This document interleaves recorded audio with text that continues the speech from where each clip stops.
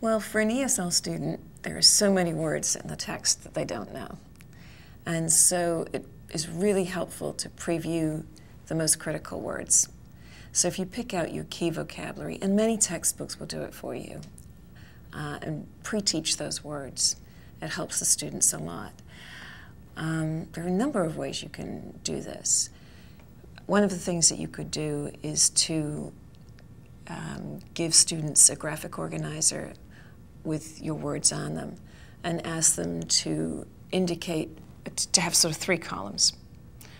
One for, I know this word very well and can use it.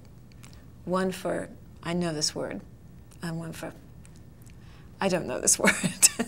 Or you could vary those things slightly and ask them to check ahead of time which one is appropriate for each word on the list that you're going to be focusing on for the unit.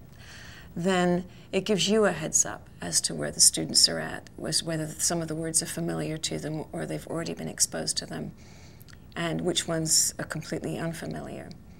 For words that are going to be really critical and are going to appear over and over again, you might want to do a special focus and do a Frayer model or some other form of focus activity to go into a little more depth as to what that word means and doesn't mean, and some of the examples of it so that the student has more experience. One of the things that's important to keep in mind with ELLs is that they say it takes 7 to 12 meaningful exposures to a word before a student is able to use it themselves.